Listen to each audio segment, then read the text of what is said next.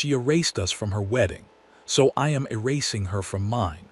But I am not just going to ignore her. I am going to do something much worse.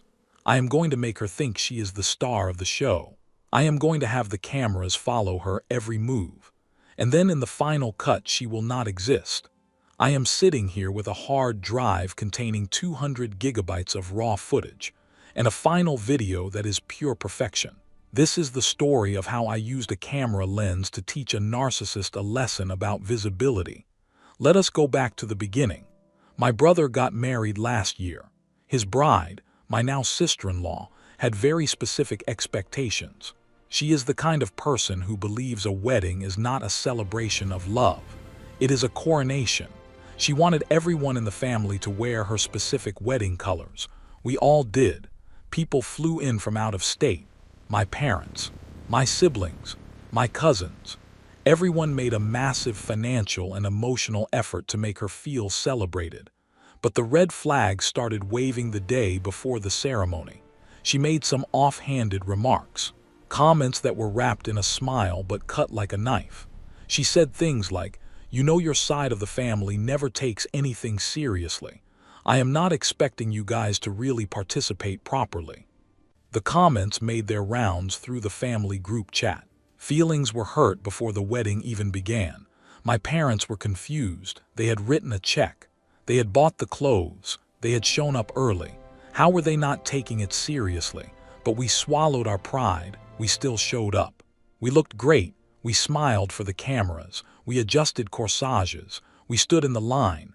We did everything a family is supposed to do. Fast forward 3 months. The wedding photos and the video finally arrived. We were excited. My mom wanted to frame a picture of the whole family. We gathered around the computer to watch the highlight reel. It was a 3-minute video. High production value, cinematic music, and we were not in it. Not a single photo of our side of the family was posted to social media. Not one. In the entire 3-minute highlight reel, no faces from our family appeared. There was a 3-second clip of my parents standing stiffly next to the bride and groom. That was it. The rest of us. It is like we never existed.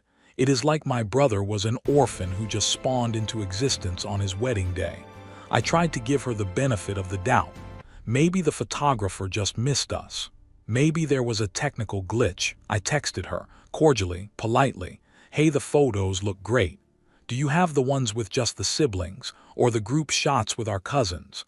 None of them seemed to be in the gallery. Her response was immediate, and it was chilling.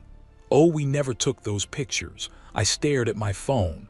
That is wild, because I distinctly remember standing on the lawn. I remember the photographer arranging us. I remember helping my aunt adjust her dress. I remember the flash going off. She was gaslighting me. This is a psychological manipulation tactic where the abuser tries to make the victim question their own reality. She was looking me in the digital eye and telling me that my memory was false. I pushed back gently. "I am pretty sure we did. I remember standing by the fountain." She doubled down. "No, we ran out of time. Those photos do not exist." I gave it 6 months. I thought maybe she was just stressed. Maybe she was hoarding them for a later post. I asked again. Suddenly she had no idea what I was talking about. She acted confused as if I was making up a fantasy. "Fine, if you want to rewrite history, if you want to pretend my family does not exist, then I can play that game too, but I am going to play it better." Here is where the petty revenge comes in. I am getting married in 8 days. I have been engaged for 6 months, and I have been planning this moment since the day she tried to erase us. I hired a top-tier photographer and a cinematographer. These are not cheap vendors. These are professionals who tell stories for a living.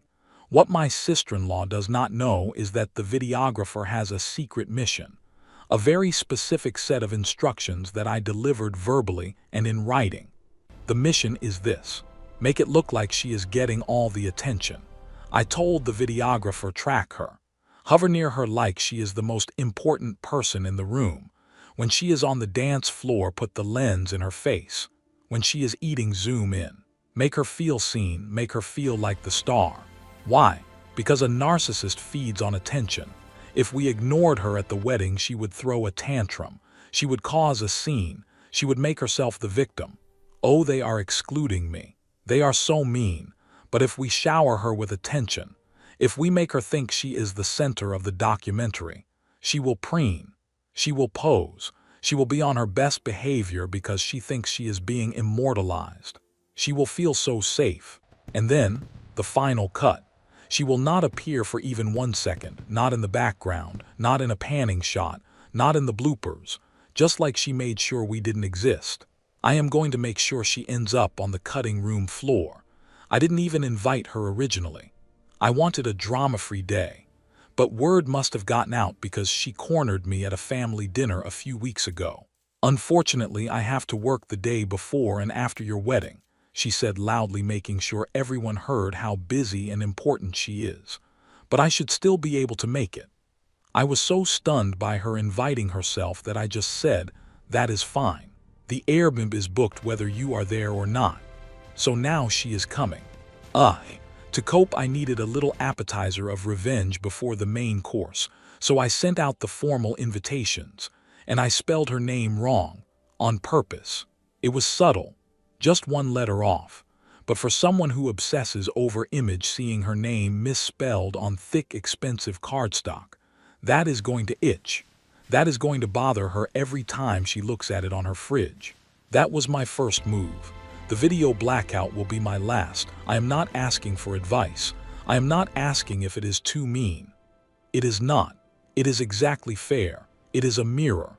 I am simply reflecting her own behavior back at her. If you think this level of petty is justified, hit the subscribe button. We talk about poetic justice here on Story Sparks. Update. The wedding day. The wedding was absolutely beautiful. It was the kind of day you dream about. Perfect weather. Great food. And because of my plan, I didn't have to think about her all day. Why? Because my videographer was doing his job perfectly. I watched from across the room during the reception. My sister-in-law was in her element. She was wearing a dress that was just a little too flashy for a guest, trying to pull focus. And every time she moved, there was the cameraman right on cue. I saw her notice the camera. She straightened her posture. She flashed that practice smile. At one point during the toast, she actually turned her body so her good side was facing the lens. She thought she was being featured. She thought she was the secondary protagonist of the day. She was dancing with my brother and the camera circled them. She looked ecstatic. She looked like she had won. She probably thought, "See, I am essential. I am the center of this family." She has no idea that the red light on that camera was capturing footage destined for the digital trash can. Our videographer was given verbal instructions beforehand and made sure to know exactly who she was. We pointed her out. That one, the one in the silver dress. Film her until she is tired of smiling. It was brilliant. It kept her occupied, it kept her happy, and it kept her away from me. Update. The reveal. We have been living on the love high that comes with the wedding and forgot about anything negative until the email came through this morning. Subject. Your wedding highlights and raw footage. My husband and I sat down with coffee to watch. The sneak peek clips have been given back to us. I pressed play. The music swelled. The shots were gorgeous. Drone footage of the venue, close-ups of my dress. My husband laughing with his best man. My parents wiping tears. My friends dancing like maniacs. It was beautiful, it was emotional, and she was nowhere. I watched it again, just to be sure. There were wide shots of the dance floor where she should have been, but the editor had used angles that expertly blocked her out. There were shots of the family table, but the camera panned just before it hit her seat. She has been surgically removed from the narrative. Our videographer told us they had over 200 gigabytes of raw footage. So yes, she is definitely on a hard drive somewhere. She is immortalized in digital code sitting on a shelf in a studio. But she definitely will not end up on any of our Instagram highlights. She will not be in the reel we send to the family group chat. When she sees this video, she is going to be confused. She is going to remember the camera in her face. She is going to remember posing. And she is going to wonder, why am I not there? And the best part, she cannot complain. If she says, hey, why am I not in the video?